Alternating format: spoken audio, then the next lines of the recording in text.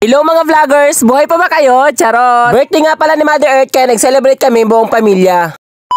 Nakabihis na kami lahat dahil pupunta nga kami sa Santa Cruz, Laguna. Dahil doon nga namin i-celebrate ang birthday ni Mother Earth. Nagmamadali na nga kami dahil kami na nga lang yung inaantay. Sobrang excited nga nitong dalawang bata. Ito nga yung nangyari dahil sa pagmamadali. Biglang ang tumakbo itong bunso kong anak at nawalan nga siya ng kontrol. Kaya ayun, nadapa. Buti na nga lang at nagmana sa akin. Kahit ilang beses man nadapa, bumangon. Ikaw, kanino ka bumabangon? Charot. Andito na nga kami sa bayan at inaantay na nga lang namin yung sasakyan. Ayaw nga magpabigyo nitong asawa ko dahil nahihiya nga siya dahil hindi pa nga raw siya naghihilamos. Ito nga pala si Mother, ang nag-iisang Liberty Jeronimo ng Paite, Laguna. Sa sobrang tagal ko nga hindi na-edit itong video na ito ay magbe-birthday na naman si Mother. Charot. Pero totoo guys, sobrang tagalan talaga ako sa pag-edit ng video na ito dahil sobrang busy ko nga nung mga nakaraang araw. Sa mga oras nga ito ay pupunta na nga kami sa Santa Cruz. Dito na nga sila sasakay sa kotse pati ang mga bata. Shoutout nga pala kay Boss Gerald, ang driver at ang may-ari ng sasakyan. At syempre, shoutout din kay Maris, ang nag-iisang babaeng nagpatibok sa puso ni Bunganga. Charot. Nahiya nga siya magpa-video dahil magangaraw yung ilong niya. Kasama nga rin pala namin si Pango at ang jewa niya. Syempre, parte na rin siya ng pamilya. Pagkaalis nga ng mga nanay, sunod naman kami nitong asawa ko. Nagpahuli nga kami dahil magmumotor nga kami papunta. Bali may sorpresa nga pala kami kay nanay. Hindi niya nga alam na uuwi ang mga ate galing Maynila. So ayun, pagdating nga namin dito sa Santa Cruz, sinalubong na nga kami ni Maris. Pinagplanuhan nga namin kung ano ang gagawin. Bali andito na nga rin pala kila ate nag-aantay sa likod dito kakainan namin. Lalabas nga raw sila pag kinantahan na nga ang nanay ng happy birthday. Sobrang natataranta nga si Maris dahil hindi niya nga alam kung ano mga gagawin. Kaya shoutout sa'yo Madam Maris dahil sa sobrang effort mo sa birthday ni nanay. So ayun, sobrang excited na nga rin nila ate na pumasok dahil kanina pa nga sila dito nag-aantay galing Maynila. Bali dito nga pala kami sa Big Boss kakain dito sa Santa Cruz, Laguna at nauna na nga dito yung dalawang makulit na bata. Nagkataon nga na linggo yung birthday ni nanay kaya ang daming tao dito. Pero sabi nga ng iba kahit hindi daw Sabado at Linggo maraming araw tao dito dahil sa sobrang sarap ng mga pagkain dito. Mura ng araw at sulit na sulit pang araw sa lasa. Bali ito nga pala yung mga in-order naming pagkain. Boodle fight nga dito sa Big Boss kaya perfect talaga sa pampamilya. At tingnan nyo naman yan guys, itsura pa lang nakakagutom na. So ayun, nagpray pala muna kami bago magsimula. At pagkatapos nga namin magpray, kinantahan na nga si nanay ng happy birthday.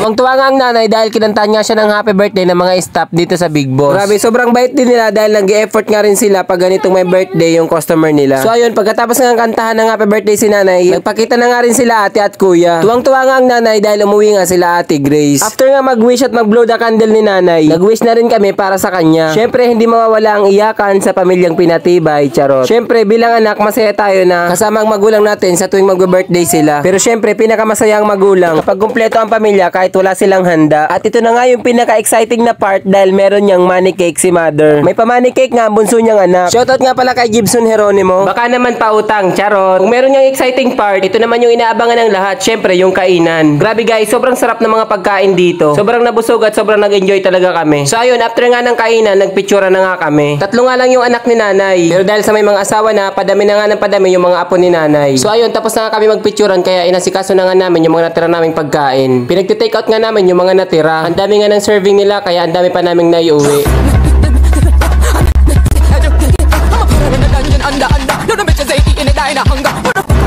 Maraming salamat sa panonood. Ingat!